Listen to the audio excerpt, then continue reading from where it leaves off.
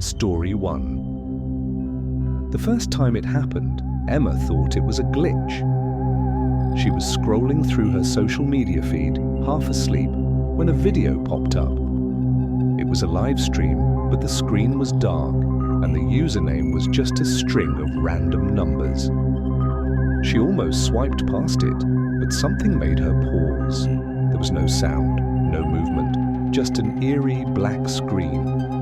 Then, slowly, a face appeared. It was her own. Emma froze. The face on the screen was hers, but it wasn't.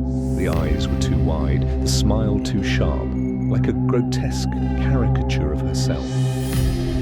She stared at the screen, her heart pounding as the figure leaned closer.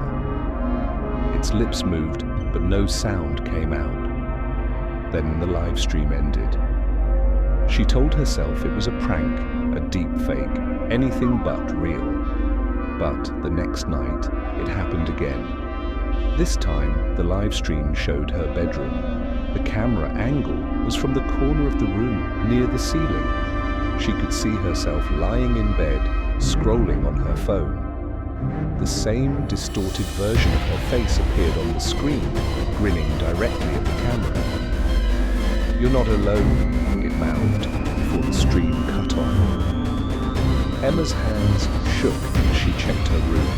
There was no camera, no sign of an intruder, but the feeling of being watched lingered, like a cold hand on the back of her neck. She tried to brush it off, but the live streams kept coming. Each one was more disturbing than the last. They showed her at work, at the grocery store, even in the shower. The distorted version of her was always there, watching, smiling, mocking. She went to the police, but they couldn't trace the account. "It's probably just a troll," they said.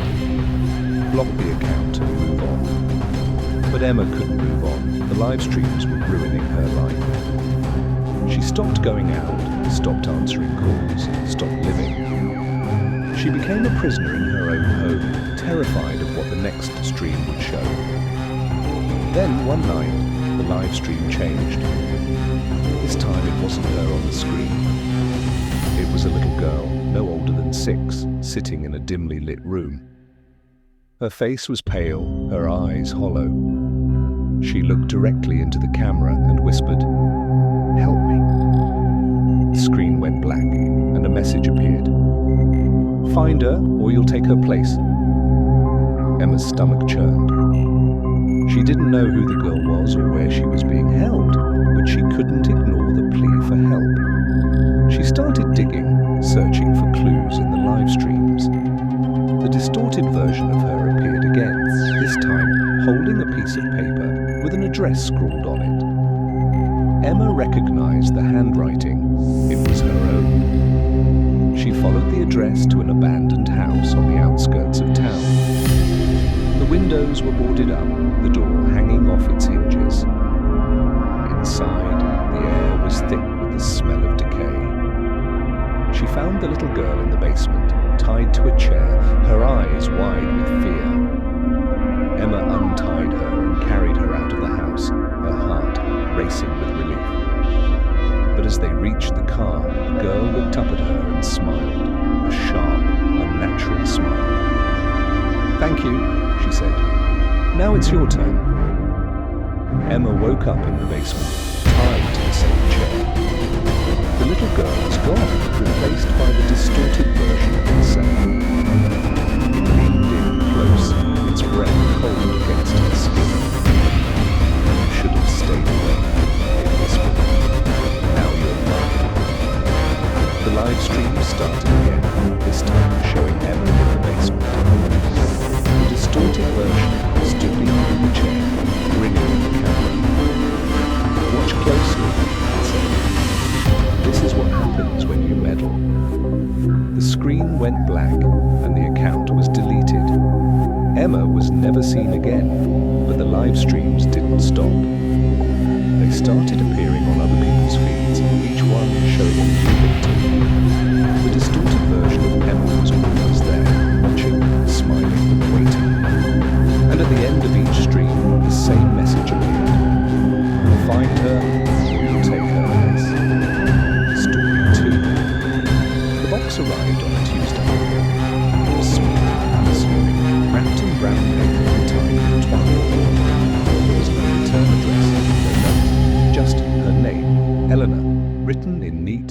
creeping handwriting. She didn't remember ordering anything, but curiosity got the better of her. She cut the twine and peeled back the paper to reveal a wooden box, its surface carved with intricate swirling patterns. It was beautiful, in a way, but something about it made her uneasy. Elena froze, her breath catching in her throat. In the mirror, her reflection stared back at her, unblinking, unmoving. She waved her hand, but the reflection didn't follow. Instead, it smiled, a slow, deliberate smile that sent a chill down her spine. She dropped the mirror, and it clattered to the floor. When she picked it up again, the reflection was normal. She told herself it was a trick of the light, her imagination running wild. But deep down, she knew it wasn't. That night, she dreamed of the mirror. In the dream, she was standing in front of it, but her reflection wasn't her. It was someone else, a woman with hollow eyes and a mouth twisted into a scream. The woman reached out, her fingers brushing the surface of the glass, and Elena woke up, gasping for air. The next morning, the mirror was on her nightstand. She didn't remember putting it there. Over the next few days, strange things began to happen. Elena would catch glimpses of the woman in the mirror, always in the corner of her eye, always gone when she turned to look. She started hearing whispers, faint and indistinct, like someone was speaking just out of earshot. And then there were the dreams. Every night she dreamed of the mirror, and every morning she woke up feeling more exhausted than before. She tried to get rid of the mirror, but it always found its way back. She threw it in the trash, and it reappeared on her kitchen counter. She buried it in the backyard, and it was waiting for her on her pillow when she went to bed. It was like the mirror was alive, like it was feeding off her fear. One night, unable to sleep, Elena sat in front of the mirror. She stared into the glass, her reflection staring back. For a moment, everything was normal. Then the reflection changed. The woman from her dreams appeared, her hollow eyes locked on Elena's. She reached out, her fingers pressing against the glass, and the surface rippled like water. Elena stumbled back, her heart pounding. The woman's hand emerged from the mirror, pale and skeletal, followed by her arm, her shoulder, her head. She stepped out of the mirror, her movements slow and deliberate, and stood in front of Elena, her head tilted to one side. "You shouldn't have looked," the woman said, her voice a rasping whisper. "Now it's your turn." Elena tried to scream, but no sound came out. The woman reached for her, her fingers cold as ice, and everything went black. When Elena woke up, she was in front of the mirror, but something was wrong. She couldn't move, couldn't speak. She was trapped inside the glass, her reflection staring back at her from the other side. The woman, her reflection, smiled, a slow, deliberate smile, and turned away. Elena watched, helpless, as the woman walked out of the room, leaving her alone in the darkness. She pounded on the glass, screaming silently, but no one could hear her. No one could see her. She was trapped, a prisoner, in her own reflection. Story 3. The first rule of the game was simple: don't look behind you. Mia read the message on her phone, her fingers trembling as she held the screen. It had arrived at exactly 3:33 a.m. from an unknown number. The text was brief, almost clinical. "You've been chosen. The game begins now. Rule number 1, don't look behind you. Rule number 2, don't turn off the lights. Rule number 3, don't scream. If you break the rules, you lose. And if you lose, you die." She laughed at first. A prank, obviously. Someone from work messing with her, or maybe one of her friends trying to scare her after too many drinks. But then the second message came. The game has started. You have 6 hours. Survive and you'll be free. Lose and you'll join the others. Mia's Mia's laughter died in her throat. She glanced around her apartment. The shadows had suddenly deeper, the silence heavier. The phone buzzed again, and this time it was a photo. A blurry, dark image of her living room, taken from the hallway. Her living room. Right now. Her breath hitched. She wasn't alone. The rules were clear, but her instincts screamed at her to run, to turn on every light, to call the police. Instead, she sat frozen on the couch, her phone clutched in her hand. The clock on the wall ticked loudly, each second stretching into an eternity. She couldn't look behind her, she couldn't turn off the lights, she couldn't scream, but she could hear. A soft, shuffling sound came from the hallway like footsteps on carpet. Slow, deliberate, getting closer. Mia's heart pounded in her chest, her knuckles white as she gripped the edge of the couch. The sound stopped, and for a moment there was silence. Then a whisper, so faint she almost missed it. Mia.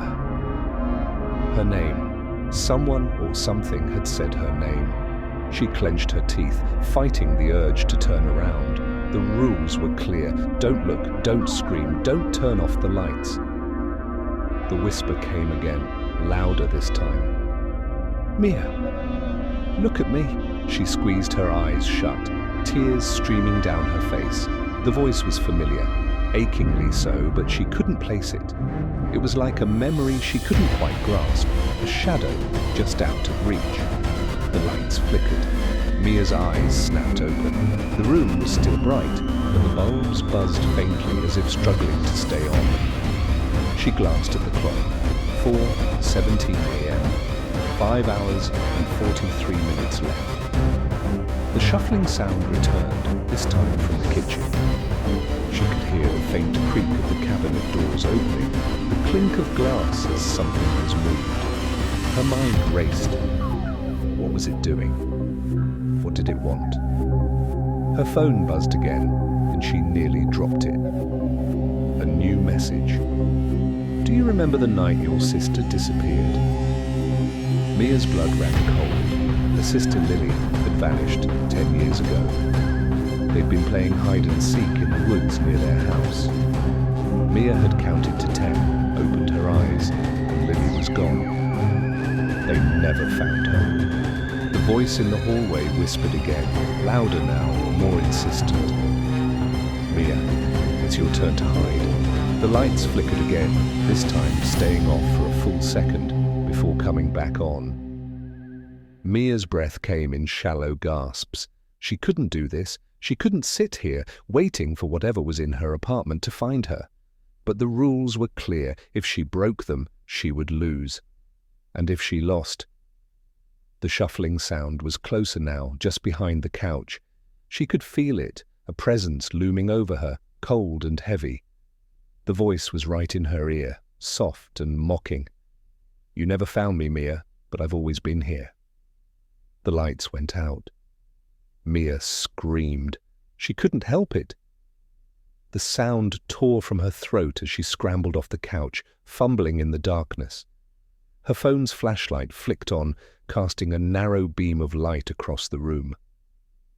The hallway was empty, the kitchen silent, but the air was thick with the smell of damp earth and rotting leaves, like the woods where Lily had disappeared. Her phone buzzed again. A new message. You broke the rules. You lose. The screen went black, and the apartment was plunged into silence. Mia stood in the darkness, her breath coming in ragged gasps. She could feel it now, the presence, closer than ever. She turned slowly, the beam of her flashlight shaking as she raised it. And there it was. A figure stood in the corner of the room, its face pale and twisted, its eyes hollow. It was Lily, but not Lily. Her sister's face was stretched into a grotesque smile, her mouth too wide, her teeth too sharp. She took a step forward, her movements jerky and unnatural. You never looked for me, Mia, she said, her voice a guttural growl. But I've been waiting, and now it's your turn to hide. Mia backed away, her back hitting the wall. The flashlight slipped from her hand, clattering to the floor. The last thing she saw was Lily's face, inches from her own, before the darkness swallowed her whole. The next morning, Mia's apartment was empty. Her phone lay on the couch, the screen cracked and dark. The only sign of her was a single message sent to an unknown number at 3:33 a.m. "I'm ready to play.